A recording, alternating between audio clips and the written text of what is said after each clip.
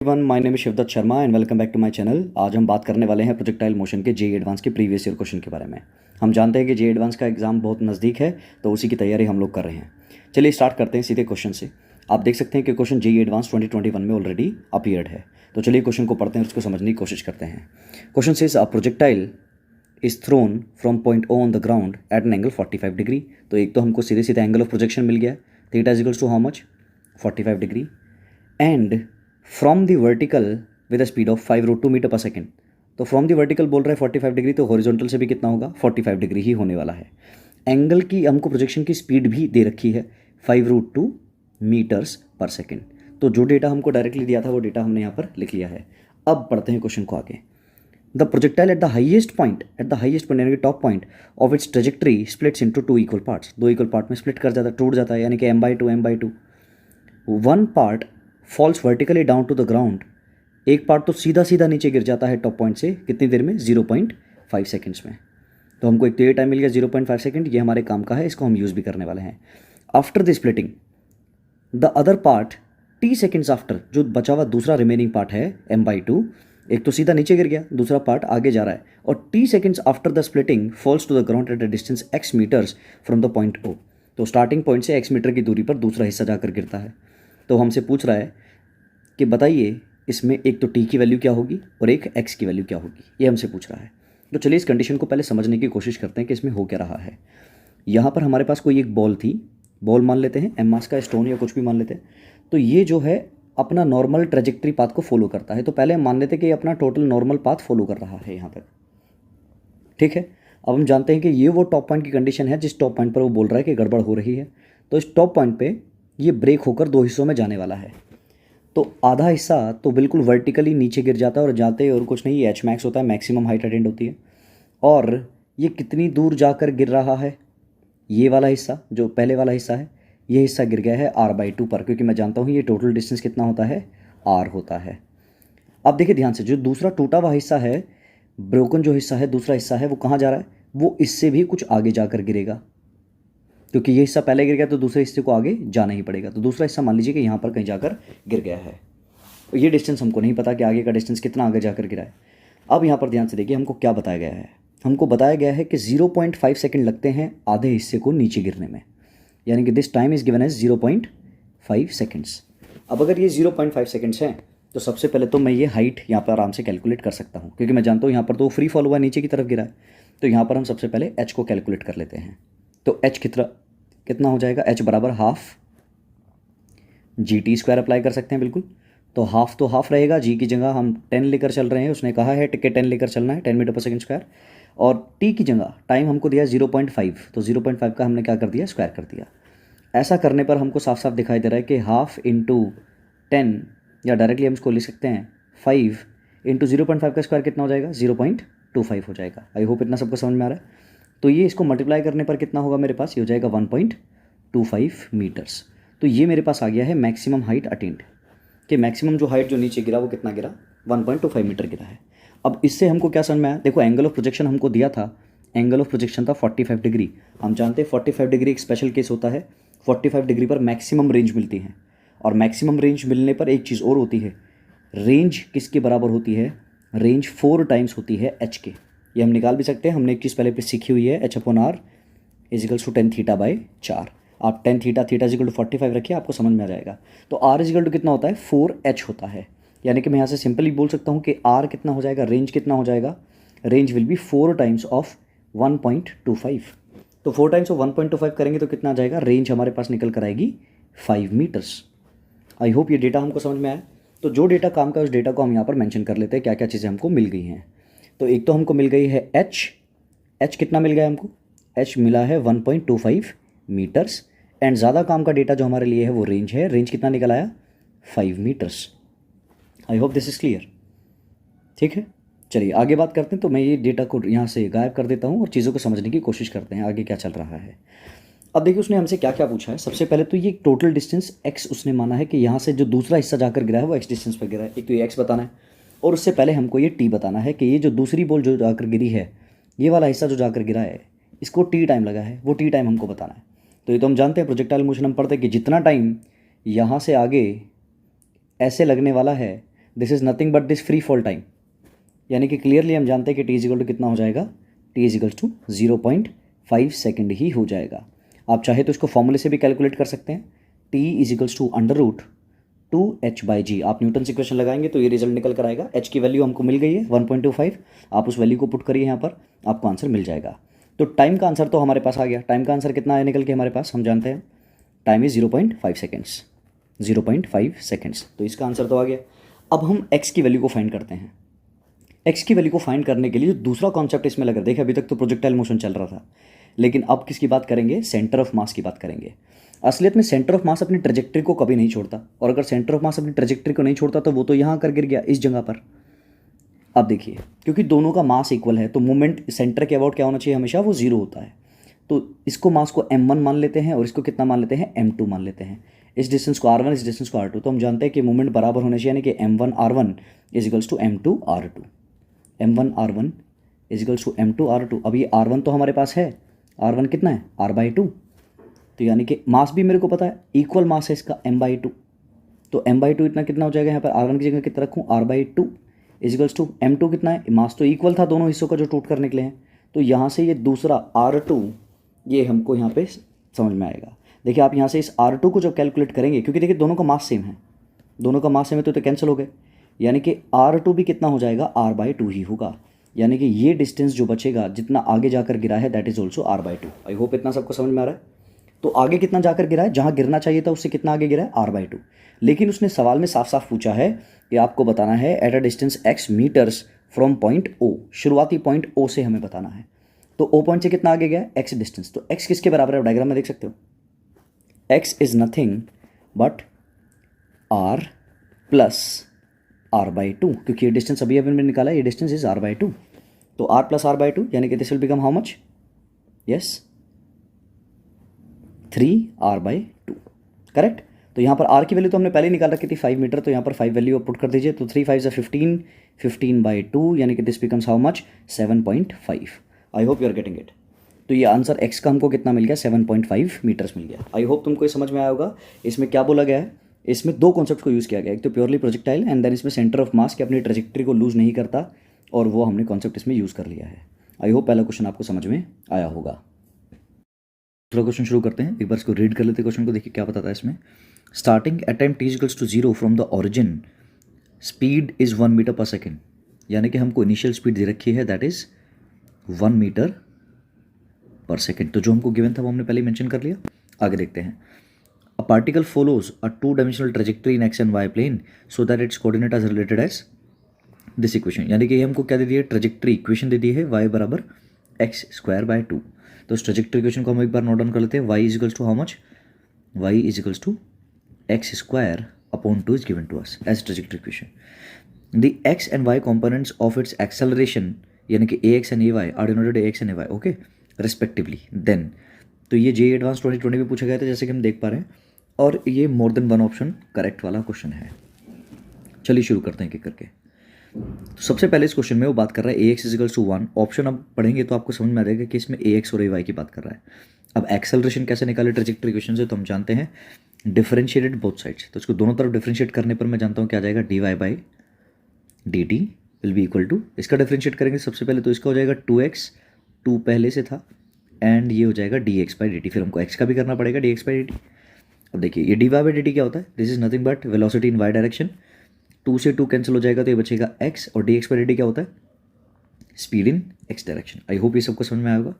तो इसको एक इक्वेशन मान लेते हैं, इक्वेशन नंबर 1। इसको अगेन डिफरेंशिएट करते हैं, तो dv/dt इज इक्वल्स टू, अब देखिए दो प्रोडक्ट रूल लगेगा यहाँ पर। तो पहले x as it is dvx/dt plus अब vx as it is and dx/dt, okay. अब देखिए इसमें क्या होने वाला है, तो dy/dt क्या होता है, ये dv/dt क्या हो जाएगा, dv/dt होता है acceleration in y direction. So ये बराबर हो जाएगा x into what is dvx/dt, this is acceleration in x direction, plus vx as it is, and ये dx/dt अगेन क्या हो जाएगा, vx, तो vx का हो जाएगा स्क्वायर। आई होप आपको ये वाला इक्वेशन भी समझ में आया होगा। हमने कुछ नहीं किया, ट्रेजेक्ट्री इक्वेशन को डिफरेंशिएट कर लिया 2 बार, यानी कि हम एक्सेलरेशन तक पहुंच गए और हम वेलोसिटी तक भी पहुंच गए। तो ये 2 इक्वेशन बहुत इंपॉर्टेंट है, ये हमारे बहुत ज़्यादा काम की है। आई होप इतना सबको समझ में आ रहा है। अब देखिए, अब क्वेश्चन को पढ़ना शुरू करते हैं, देखते हैं ऑप्शन नंबर 1 में वो हमसे क्या बोल रहा है। देखिए ऑप्शन नंबर 1 को पढ़ते हैं। कह रहा है कि A X equals to 1 metre पर सेकेंड स्क्वायर का मतलब implies that when the particle is at the origin A Y 1 metre पर सेकेंड स्क्वायर है।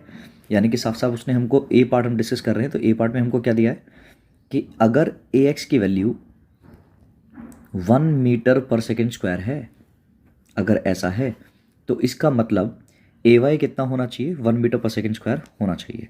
चलिए इसको चेक कर लेते हैं। तो ये पहले वाली इक्वेशन को ही इससे ही आप चेक करो।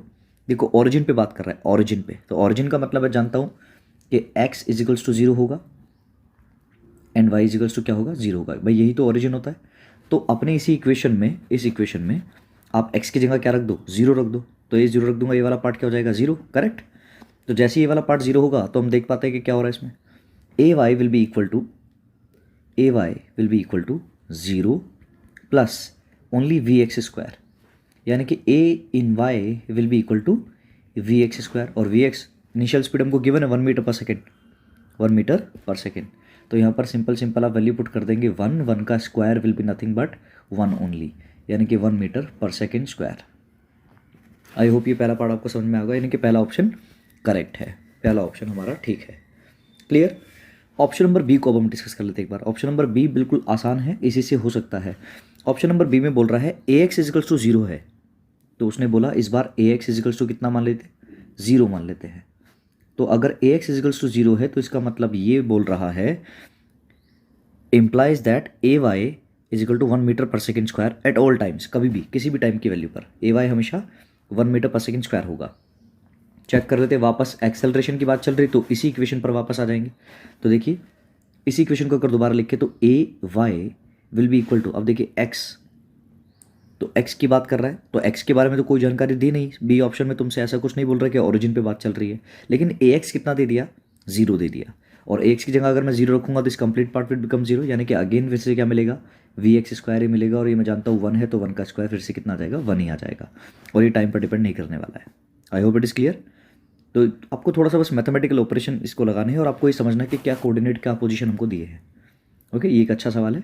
अब यहाँ तक अगर हमको क्लियर हो गया तो हम डेटा को क्लियर कर देते हैं ताकि हम लोग क्या कर सके, अगला ऑप्शन देख सकें। करेक्ट। तो देखिए अब हम बात करते हैं किसके बारे में, ऑप्शन नंबर सी को डिस्कस कर लेते हैं। ऑप्शन नंबर सी में क्या बोल रहा है, इसको पढ़ते एक बार। वो कहता है एट टी इजिकल्स टू 0, यानी कि फिर से किसकी बात कर रहा है, ऑरिजिन की बात कर रहा है।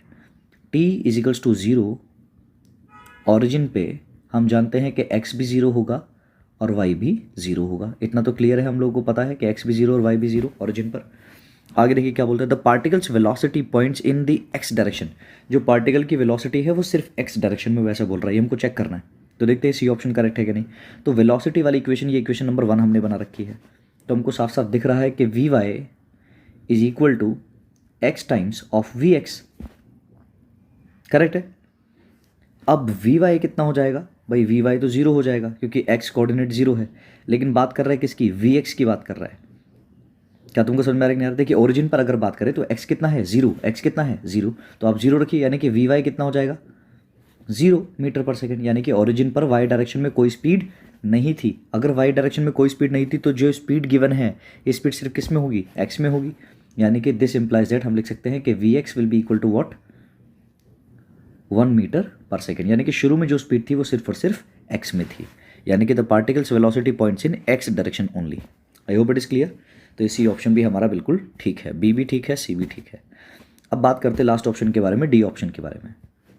तो देखिए डी ऑप्शन एक बहुत कॉन्सेप्चुअल क्वेश्चन है, एंगल निकालने की बात इसमें कर रहा है। कह रहा है कि ए एक्स इजिकल्स टू 0 का मतलब, यानी कि उसने साफ साफ बोल दिया कि ए एक्स को कितना लेकर चलना है, 0 लेकर चलना है, यानी कि x डायरेक्शन में कोई एक्सेलरेशन नहीं है। implies that, इसका मतलब ये होगा at t equals to 1 second the angle between the particles velocity and the X axis is 45 degree. ये हमको प्रूव करना है। तो हम तो जानते हैं एक चीज़ के कभी भी एंगल निकालना हो विद द हॉरिजॉन्टल किसी भी प्रोजेक्टाइल मोशन में, क्योंकि ये प्रोजेक्टाइल जैसा ये पैराबोलिक पाथ है, हम ट्रेजेक्टरी देख सकते हैं।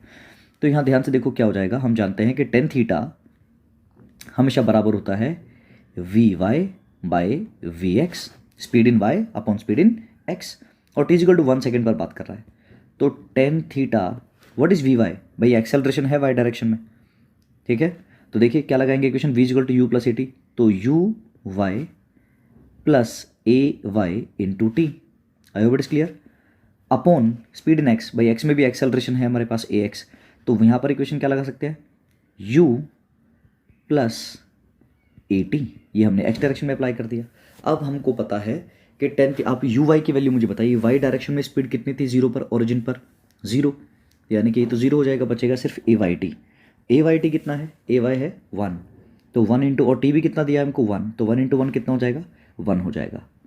तो tan theta equals to 1 upon ये यू एक्स कितना है, ये 1 है, लेकिन एक्स में एक्सेलरेशन उसने कितना बोला है, 0, तो ये कंप्लीट पार्ट ये वाला भी क्या हो जाएगा, 0 हो जाएगा। I hope you are getting it. तो सिर्फ बचेगा नीचे यू एक्स, और यू एक्स कितना था 1, क्योंकि शुरू में सारी स्पीड सिर्फ एक्स में थी 1 जो गिवन है क्वेश्चन में, तो 1 अपॉन 1 आ गया। और ये हम जानते हैं कि टेन थीटा 1 कब देता है, यानी कि 45 डिग्री पर, यानी कि clearly we can say that कि theta is equals to 45 degree. क्या डी ऑप्शन में ये 45 डिग्री ही बोल रहा था, यस 45 डिग्री ही बोल रहा था। आई होप आपको ये पार्ट समझ में आया होगा। ये बहुत ही अच्छा सवाल है, 2020 में पूछा गया था, और इसमें चारों ही ऑप्शन सही थे, और एक तो कम से कम ऑप्शन गलत देते। ठीक है, चलिए आप इसको नोट कर लीजिए, फिर हम अगले क्वेश्चन की तरफ चलते हैं। नेक्स्ट क्वेश्चन देख लेते हैं हम लोग। ये बहुत अच्छा क्वेश्चन है, जेईई एडवांस 2019 में आया हुआ क्वेश्चन है, समझते हैं। A ball is thrown from the ground at an angle theta with the horizontal and with an initial speed you not. तो यू नॉट से फेंक दिया गया, और कितने एंगल पर फेंक दिया गया, थीटा एंगल पर फेंक दिया गया।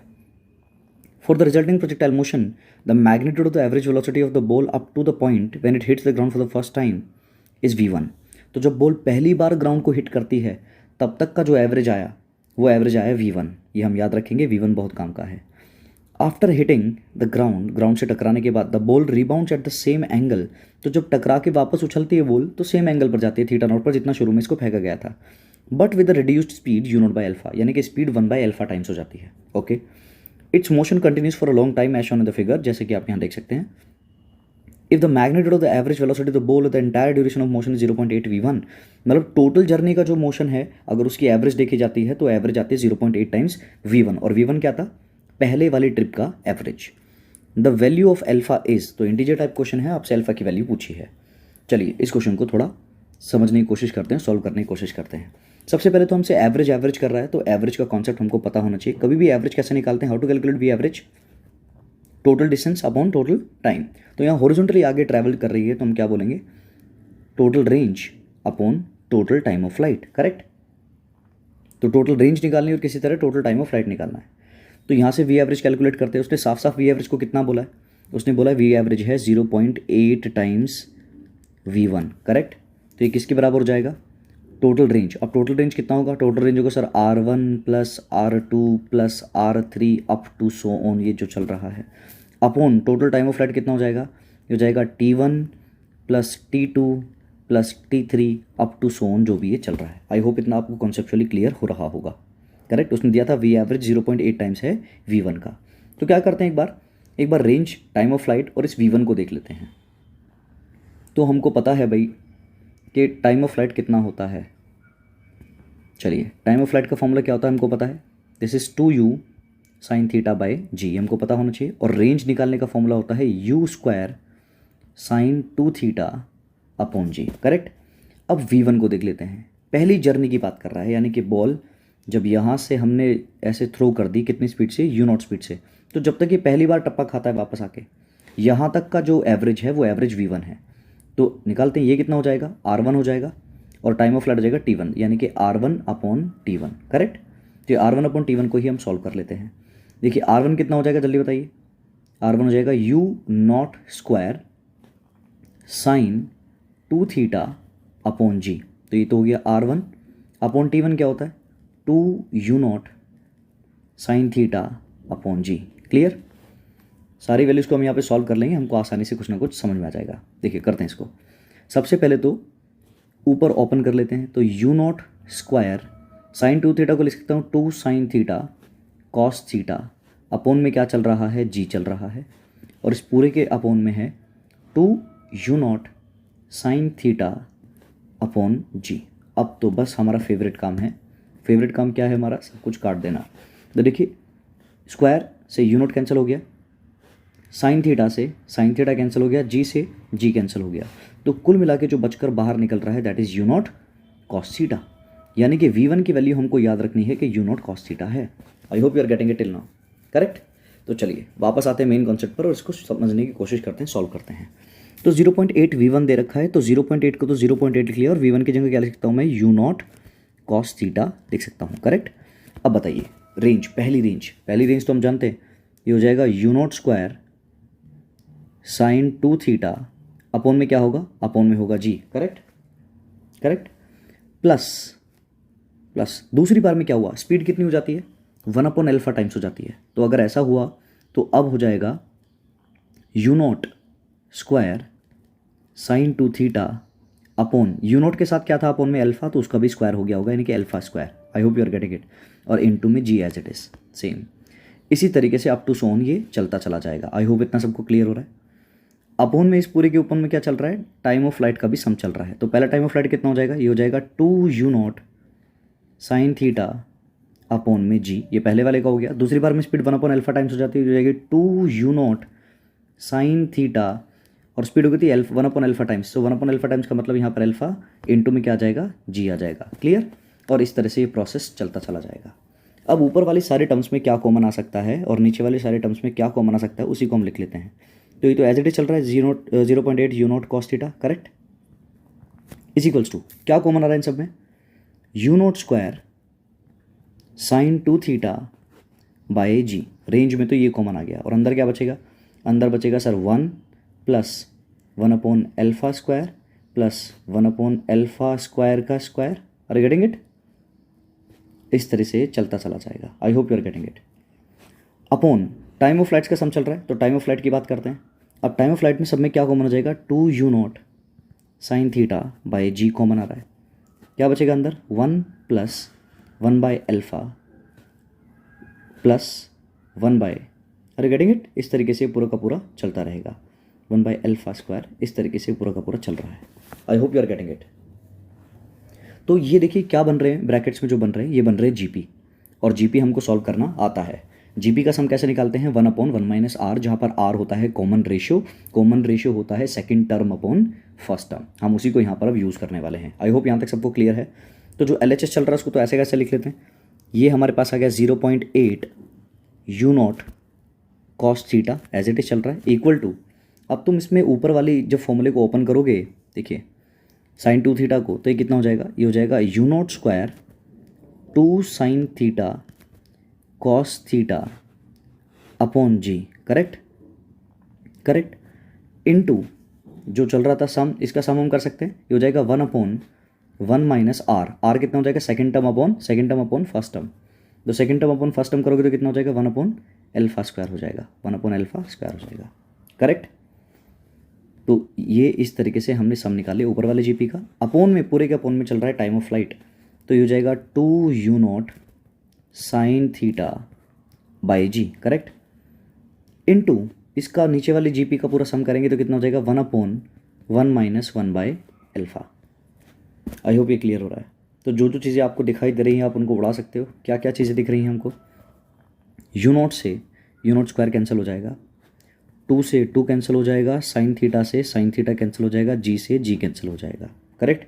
तो कुल मिलाकर क्या बचेगा हमारे पास, ध्यान से देखिए, ये बचेगा 0.8 U not cos theta equals to, और ये सारा जो कटने के बाद यहाँ पर बचा है, ये भी क्या बचा है, यू नॉट कॉस थीटा ही बचा है, करेक्ट। क्लियर है इतना।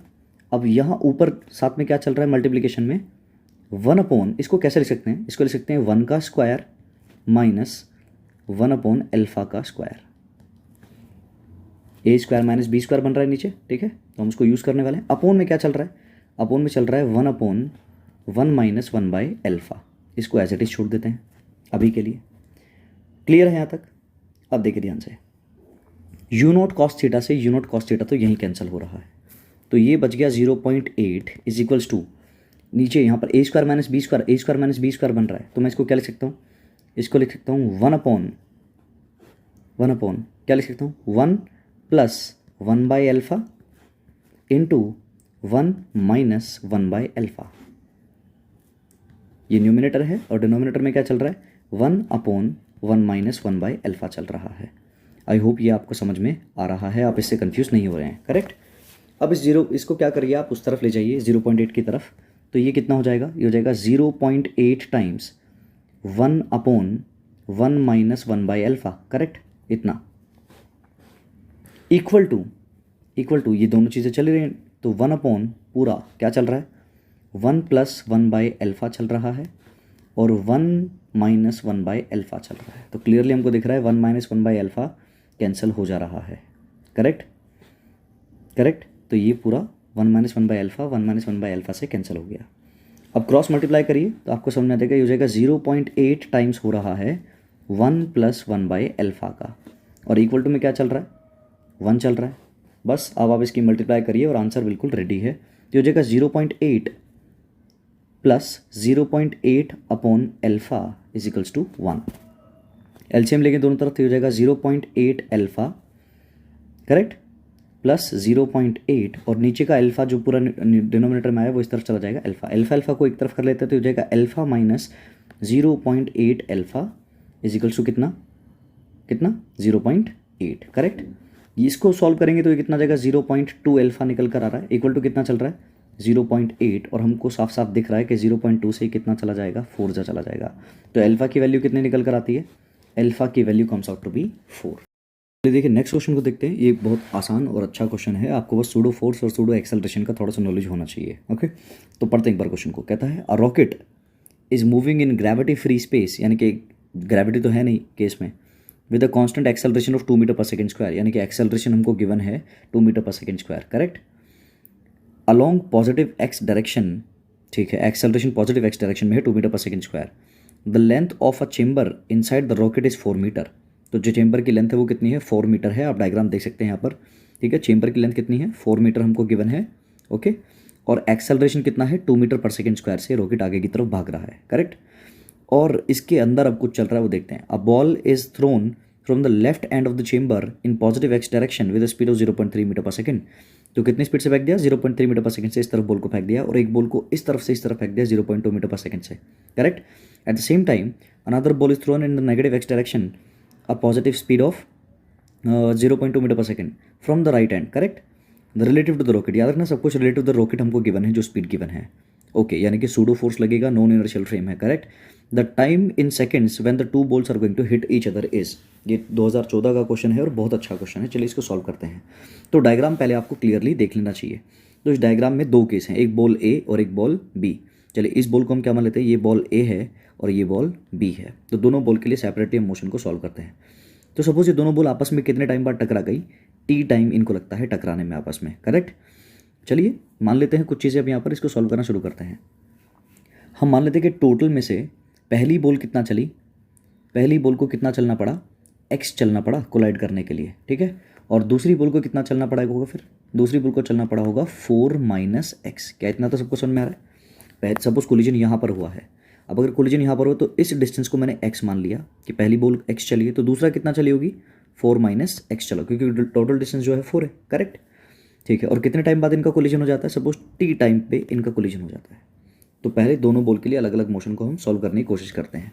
तो पहले करते हैं फॉर बॉल ए। तो क्या क्या दिया है बॉल ए के लिए, हमको इसकी स्पीड गिवन है, u गिवन है, u a गिवन है, कितना है 0.3 मीटर्स पर सेकेंड हमको गिवन है, करेक्ट। एक्सेलरेशन हमको गिवन है क्या इसका, देखो इसका कोई एक्सेलरेशन नहीं, लेकिन जिस रॉकेट के जिस चेंबर के अंदर ये है उसका एक्सेलरेशन 2 मीटर पर सेकेंड स्क्वायर है। अब एक चीज़ आप याद रखिए, जब भी एक्सेलरेशन नॉन इनर्शियल फ्रेम में गिवन हो तो हमेशा इस एक्सेलरेशन को आपको क्या करके देना है, रिवर्स करके इसके अंदर वाले बॉडीज़ को दे दीजिए, करेक्ट। ये सूडो फोर्स का कॉन्सेप्ट कहता है, एक्सेलरेशन कहता है।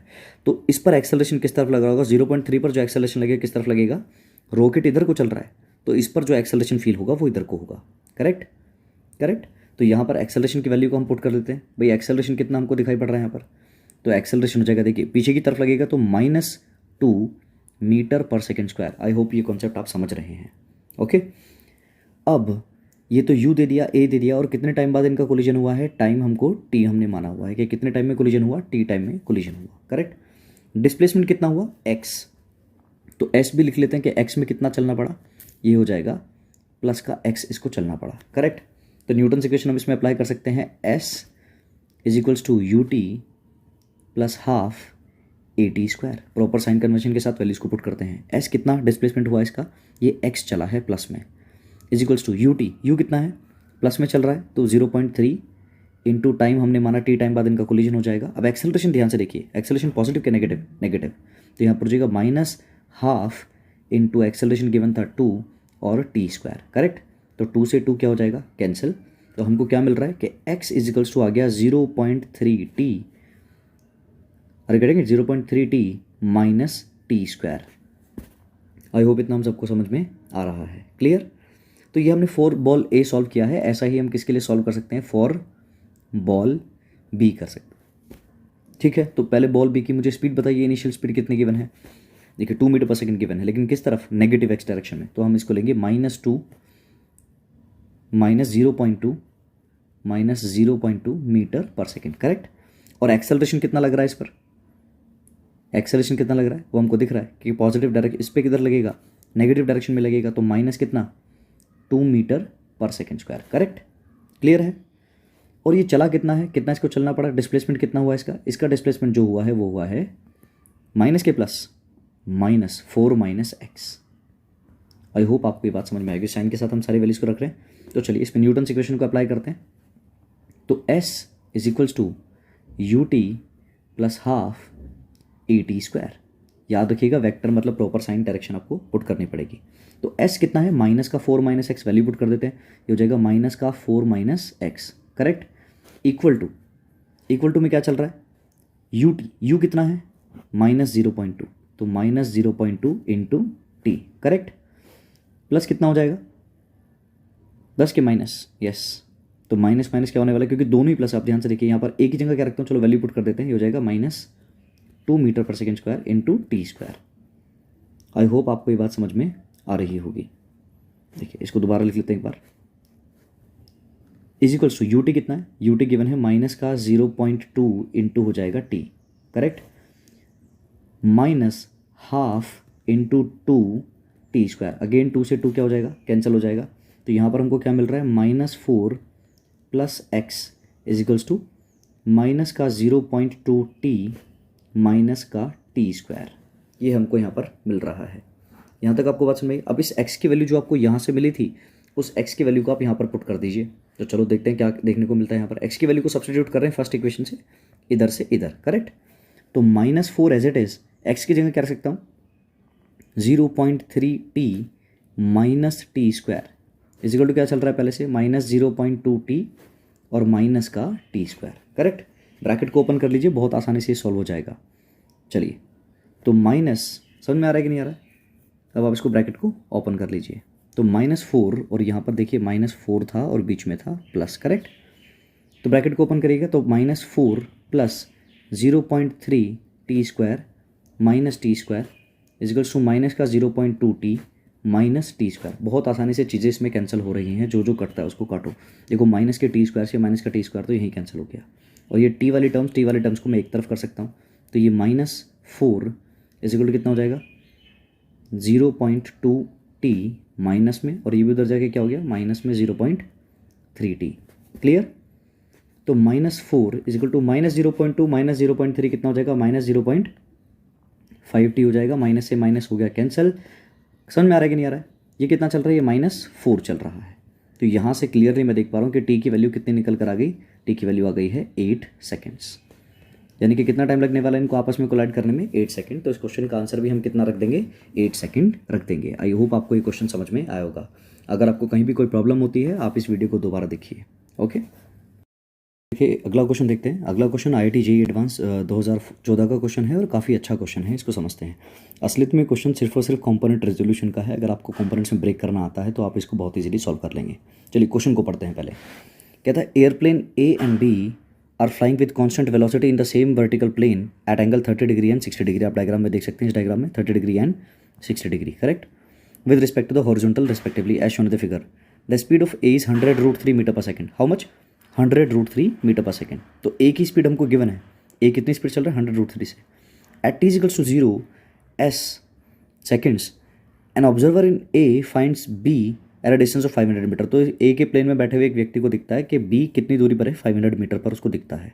This observer sees B moving with a constant velocity perpendicular to the line. सारा सवाल यहीं पर है, perpendicular to the line of the motion of A। If at t equals to t0 A just escapes being hit by B, t0 seconds कितना होगा। तो ये भी एक इंटीजर टाइप क्वेश्चन में हम इसको कैटेगराइज कर सकते हैं और इसको समझते हैं। पहले क्वेश्चन को समझ लेते हैं, इससे पहले हम इसको सॉल्व करना शुरू करें। ये असलियत में जो हो रहा है वो ये हो रहा है, ये हमने हॉरिजॉन्टल बना लिया और एक प्लेन जो है वो इस तरह से यहाँ पर जा रहा है, ये उसका लाइन ऑफ मोशन है।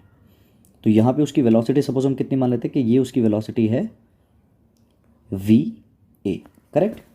इसी के अंदर बैठे हुए ऑब्जर्वर को जो दूसरा प्लेन है, वो दूसरा प्लेन जो है मान लीजिए कुछ इस तरह से जा रहा था, कुछ इस तरह से जा रहा था। This is VB, correct. तो इस VB के सबसे पहले आप कॉम्पोनेंट रिजॉल्व करेंगे। तो एक कॉम्पोनेंट क्या होगा, क्योंकि उसको अपनी तरफ आता हुआ दिखाई देता है परपेंडिकुलरली, करेक्ट। वो दिखता है कि परपेंडिकुलर चल रहा है, तो उसको ये कैसा दिखाई देता है, उसको ये अपनी तरफ आता हुआ दिखाई देता है ऐसे परपेंडिकुलर, दोनों के बीच में perpendicular. Are you getting it, like this. तो एक तो इस तरफ मैं वेलोसिटी कैलकुलेट कर लेता हूँ और एक वेलोसिटी मैं इस तरफ कैलकुलेट कर लेता हूँ। आप समझ पा रहे हैं क्या? मैंने इसको हमेशा इस VB को दो कंपोनेंट ब्रेक करते हैं, वर्टिकल और हॉरिजॉन्टल। तो ये मैं इसका हॉरिजॉन्टल जैसा मान रहा हूँ और ये मैं इसका वर्टिकल जैसा मान रहा हूँ। Are you getting it? अब मुझे सारा खेल एंगल का खेलना है। एंगल समझ में आ गए तो बाकी सारा काम आसानी से हो जाएगा। चलिए सवाल में देखिए, ये एंगल कितना गिवन था 30 और ये एंगल कितना गिवन था 60।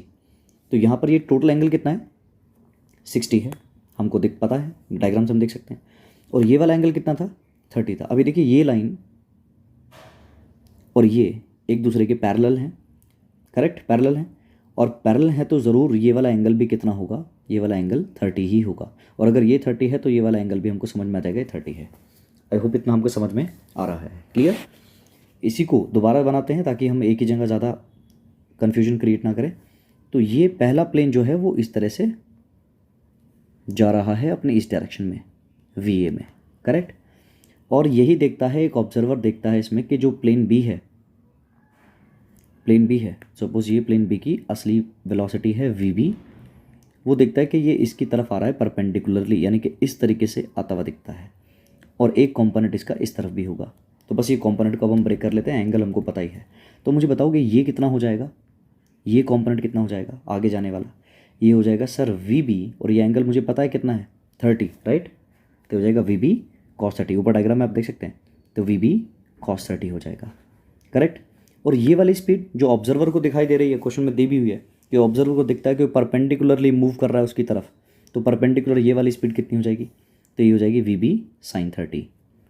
This is VB sin 30। तो ऑब्जर्वर को ये अपनी तरफ आता हुआ दिखाई देगा VB sin 30 से।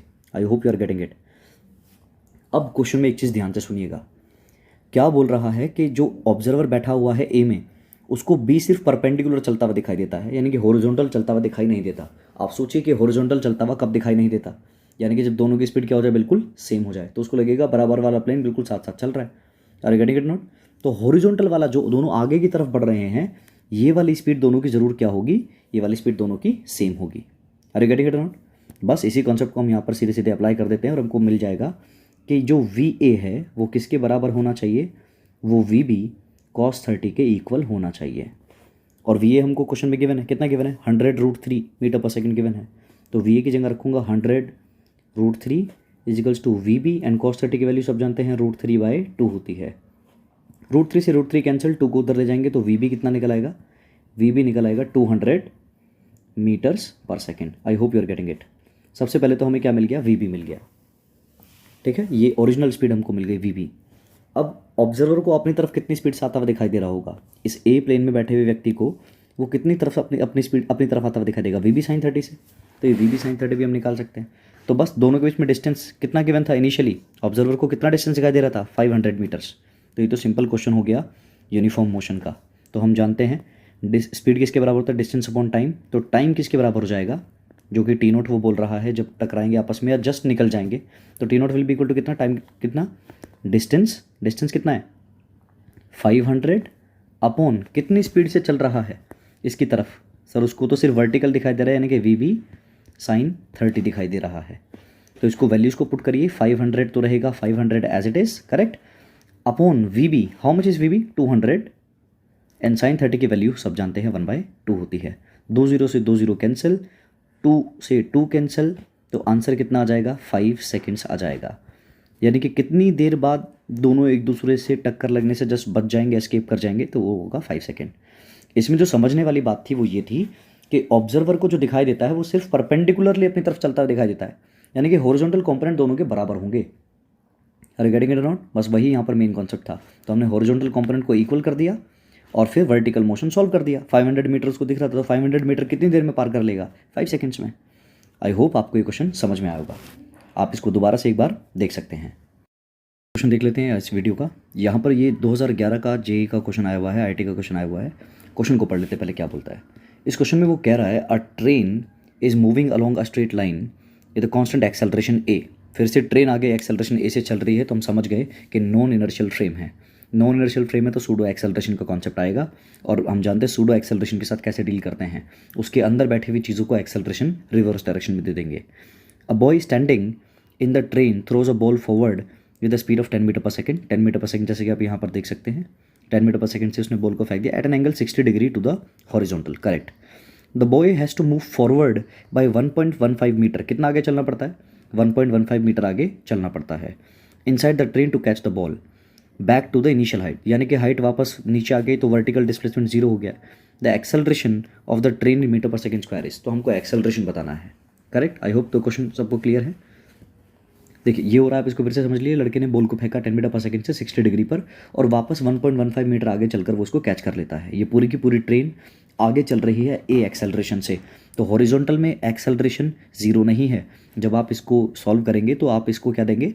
एक एक्सेलरेशन रिवर्स डायरेक्शन में दे देंगे बॉल को। अरे गेटिंग इट? क्योंकि सूडो फोर्स लग रहा है, और वर्टिकल डायरेक्शन में तो हमेशा जी एक्सेलरेशन लगता ही है। तो चलिए इसको सॉल्व करने की कोशिश करते हैं। सबसे पहले क्या करते हैं, हम वर्टिकल मोशन को इमेजिन करते हैं। तो वर्टिकल मोशन में अगर हम न्यूटन्स इक्वेशन लगाए, S is equals to u t plus half a t square, और यहाँ पर सारी वैल्यूज़ को हम साइन के साथ पुट करने वाले हैं। तो बताइए वर्टिकल डिस्प्लेसमेंट तो जीरो हो गई है, बॉल वापस सेम हाइट पर नीचे आ जाती है, तो वर्टिकल डिस्प्लेसमेंट जीरो है।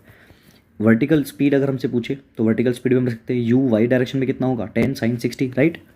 10 sin 60, और टी की वैल्यू हमको पता नहीं है, हम टी ही निकालना चाह रहे हैं, प्लस हाफ, लेकिन एक्सेलरेशन ड्यू टू ग्रेविटी होता है -10 नीचे की तरफ, तो टी स्क्वायर।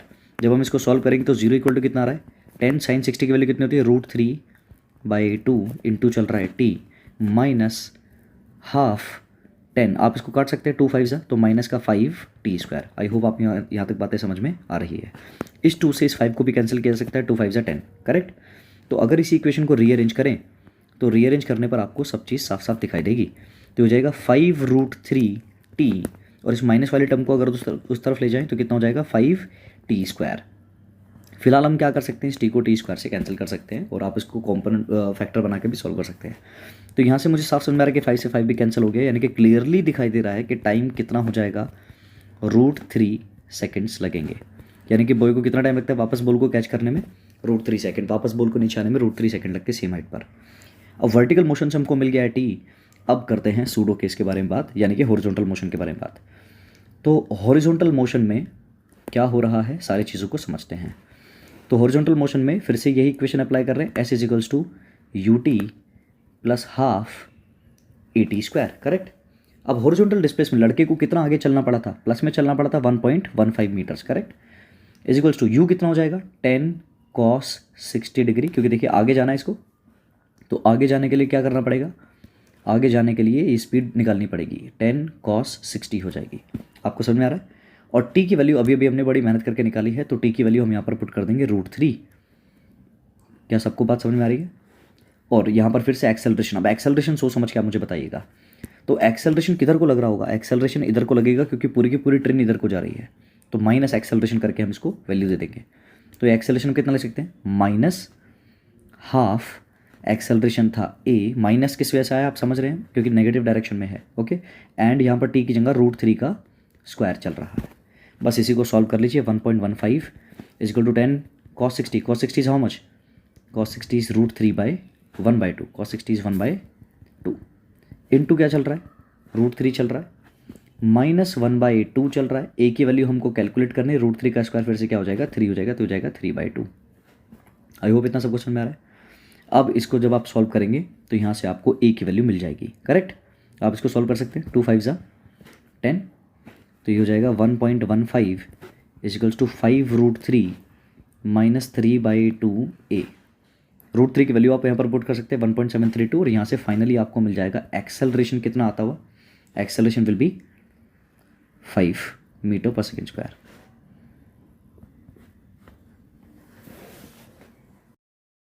तो यहाँ हमने प्रोजेक्टाइल मोशन के पिछले 10 साल के सारे क्वेश्चंस को कवर कर लिया है, जिसमें सिर्फ प्रोजेक्टाइल मोशन की बात चल रही है। आई होप आपको सारी बातें समझ में आई होगी।